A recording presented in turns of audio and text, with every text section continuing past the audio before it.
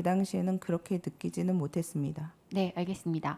정기선 후보자님은 서면 질의에서 가장 기억에 남는 판결로 주 다스 실소유자가 이명박 전 대통령임을 인정함으로써 이명박 전 대통령의 비자금 조성, 횡령, 뇌물 등에 대해서 유죄를 인정한 사건을 들었습니다. 맞죠? 네.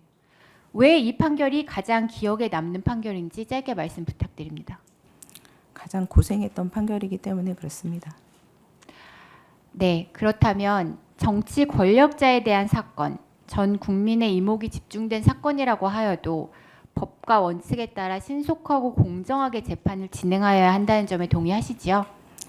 당연히 동의하고 저는 그렇게 해왔다고 생각합니다. 네, 대통령이라고 하여도 헌법에서 정한 요건과 한계를 준수하여 국민의 기본권을 보장해야 될 의무가 있죠. 그렇습니다. 만약 대통령이 이런 한계에 벗어나 국민의 기본권을 침해하는 행위를 할 경우 이는 위법 행위에 해당한다고 생각하십니까? 가정적으로 말씀드리겠습니다. 만약에 대통령이 그런 의무를 침해하고 위헌위법적인 행위를 했다면은 당연히 그러합니다. 네, 알겠습니다. 정기선 후보자님은 박정희 대통령의 1972년 유신 계엄령에 대하여 위법 행위라고 보십니까?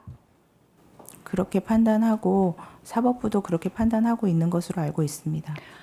네, 정기선 후보자님은 1979년 12월 12일 전두환과 노태우가 주도한 신군부가 일으킨 군사 쿠데타에 대하여 위법 행위라고 보십니까? 마찬가지로 법원에서 그렇게 판단을 했고 법원 판결을 존중하고 저도 그렇게 생각합니다.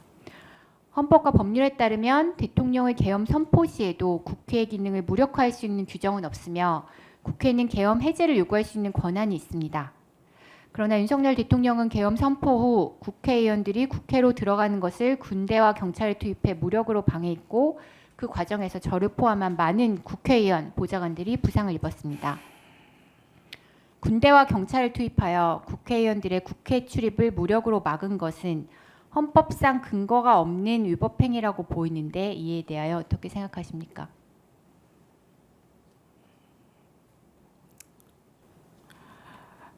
저도 그 이후에 헌법을 확인을 했는데 비상계엄을 선포하는 경우에도 국회에 대한 어떤 조치를 할 수 있는 규정은 없었습니다. 그래서 만약에 뭐 국회를 물리력으로 봉쇄하고 의원들의 그 의정 활동을 방해했다면 위헌적인 행위라고 생각합니다.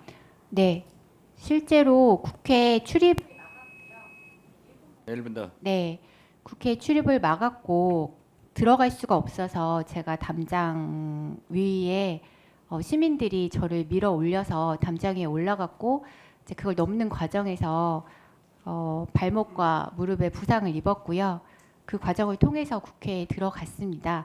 만약 이렇게 국회 출입이 통제가 되고 군대와 경찰에 의해서 막혔다면 이것은 헌법상 근거가 있는 행위입니까?